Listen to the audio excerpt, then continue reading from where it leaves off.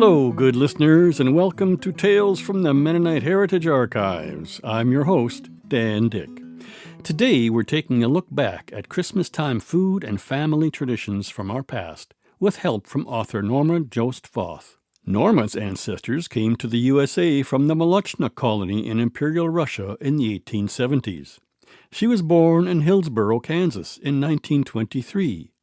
She wrote a 2-volume series called Mennonite Foods and Folkways from South Russia.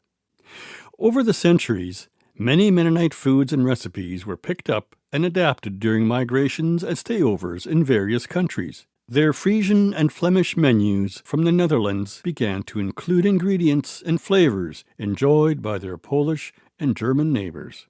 In Russia, they borrowed more recipes from their Ukrainian and Jewish neighbors. One example is halva, a tasty sweet snack made from sesame seeds. Halva originated in Persia and is popular around the Mediterranean and Middle East. It became available in stores in South Imperial Russia around 1900, and Mennonites developed a liking for it. In the 1920s, they brought their taste for halva to Canada. Halva was a special Christmas treat in my childhood. When we could afford it, my dad would visit the Duick's Tomboy grocery store in Winnipeg's North Kildonan neighborhood and bring home a giant tin box of halva. It was delicious. Mennonites migrated to North America in waves in the 1870s and 1920s. Enjoying halva and decorating Christmas trees often depended on families' histories and their migration grouping. In southern Manitoba in the 1950s and 60s, most homes of the 1920s group had both, and most of the 1870s group often did not. This distinction has since faded. Norma's Folkways books differ from typical recipe books. She framed her research by interviewing about 60 mostly elderly Mennonite women who came from Russia. She asked women from Kansas, California, British Columbia, and Manitoba about their childhood memories of foods and traditions, and collected hundreds of their stories and recipes. Volume 1 of Mennonite Foods and Folkways starts with tvibak and covers breads, soups, meat dishes, salads, Christmas baking, and more. Volume 2 includes wedding customs and traditions and foods associated with celebrations. Norma tells us her mother was the family historian and a faithful keeper of Mennonite foods and folkways. She's grateful for her heritage and writes that with the passing of every grandparent, some family tradition or knowledge is lost for all time. If we are to preserve these traditions and treasures for our children and grandchildren, we must record them while we can. She commends all the mothers and grandmothers, writing that during both the golden years in Russia and the dark years following the Revolution, Mennonite migrants on the prairies or in jungles determined to make life as normal and bearable as they could for their families. Norma's collections of memories and recipes pay tribute to Mennonite culture. The word folkways is a good term to use for practices that blend and combine traditional behaviors, foods, and ways of life that can at times be hard to isolate. Our foods and traditions mix with gatherings of family or church and community events. She writes that Mennonite families in Russia observed Christmas simply and quietly. The stories her subjects related about Christmas while growing up in South Russia in the early 1900s reveal many similarities. The season began with preparing gifts of embroidery, crocheting, and decorations around the table. Students copied poems into booklets with decorated covers. Children recited these poems to their parents on Christmas morning and to grandparents when families gathered. In the parlor, spruce trees were decorated by adults and older children on Christmas Eve.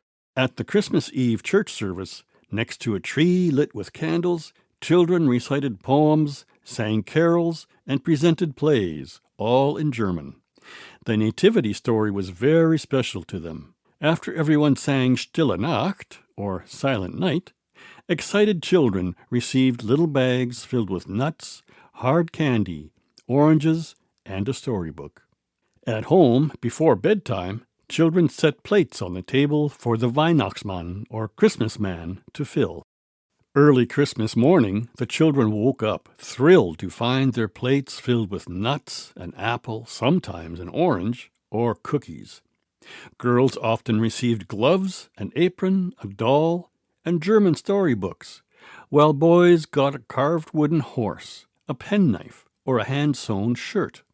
One grandmother recalled that before the Revolution, a local seamstress made our clothes from fine material, trimming our dresses with velvet edgings. After breakfast, it was off to church for the Christmas message.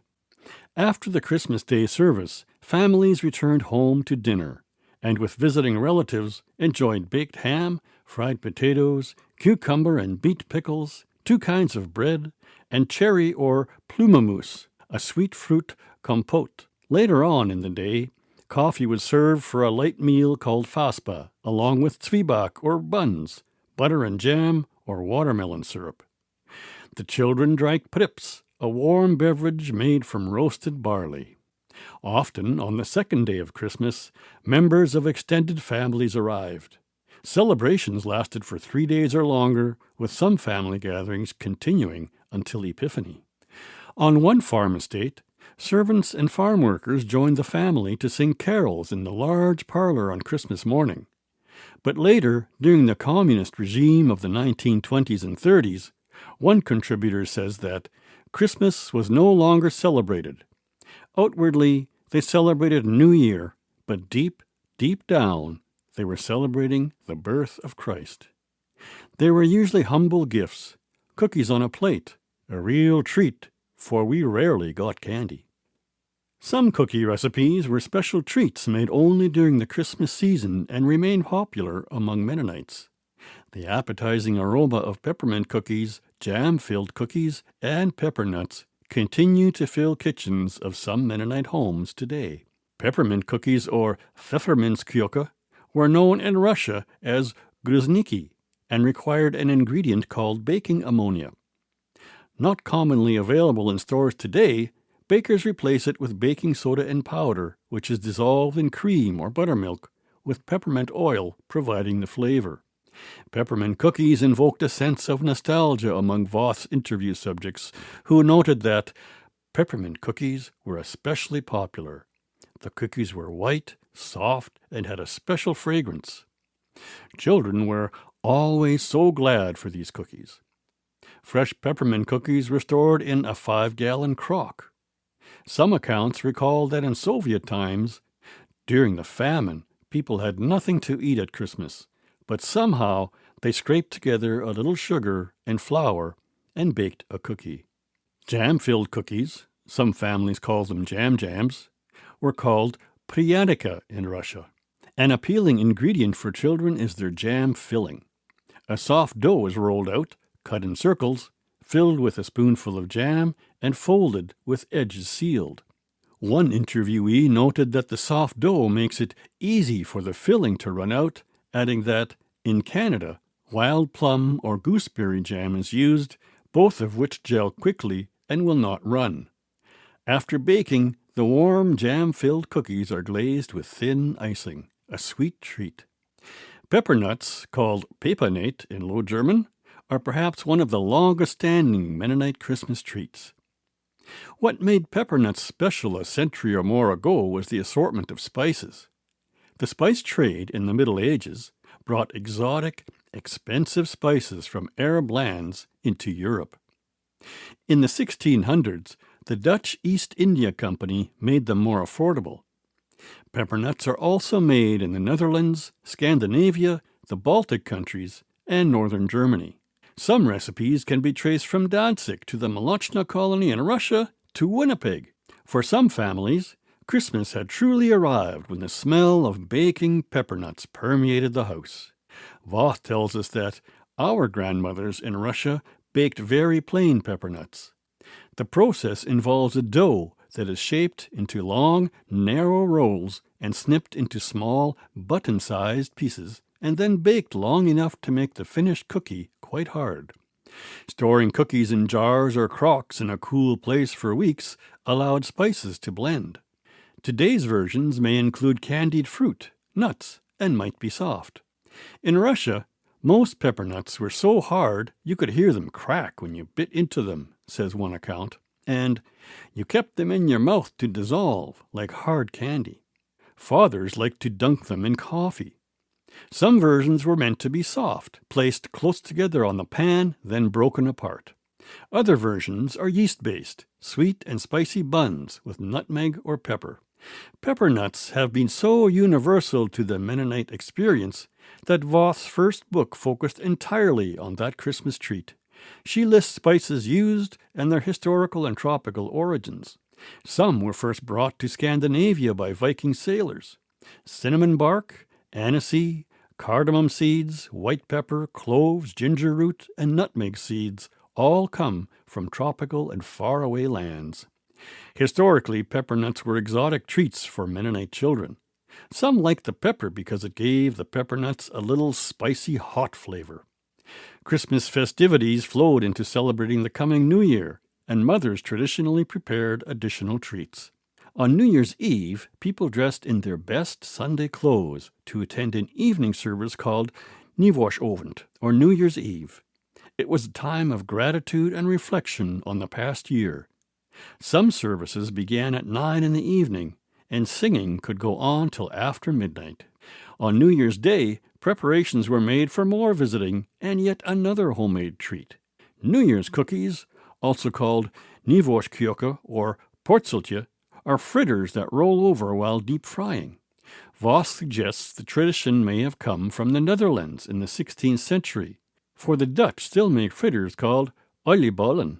Throughout northern Europe, frying cakes on this day symbolized fatness and prosperity, and in Prussia it was customary to make fritters on New Year's Day, mountains of sugared raisin fritters for the noon meal.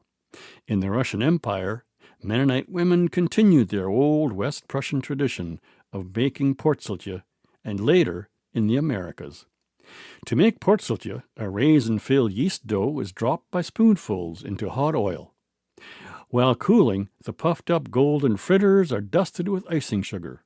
For children, portseltje were special, and you had to have more than one. In our modern times of social media, I know of at least one person who happens to be the founder of this program, annually posts photos of cooking his portseltje on New Year's Eve. Thanks, Conrad Stace, for encouraging us to keep this tradition alive. While some traditions remain, others fade from view over the generations, and yet others revive them. Preparing and savoring cherished or rediscovered family favorites is a memory aid, a means of evoking our forebears, their foods, language, traditions, and history. Voth believes that traditions provide a link to the past. They bring comfort, security, and blessing in times of change and transition. Norma Jost Voth published 8 books based on her interviews and research about Mennonite foods and traditions. Her 2-volume series, Mennonite Foods and Folkways from South Russia, were released in the early 1990s and are part of the MH Archives collection in Winnipeg. You can also find them in the library at Canadian Mennonite University. What festive folkways from the Mennonite culture do you keep close to your heart? Let us know by dashing off an email to info@mharchives.ca. Hello, I'm Archivist Conrad Stace. The Mennonite Heritage Archives is a community-supported memory center that relies on donations from community members like you. To support this program and the preservation of Mennonite history, visit mharchives.ca and click on Support, or give us a call at 204-560-1998.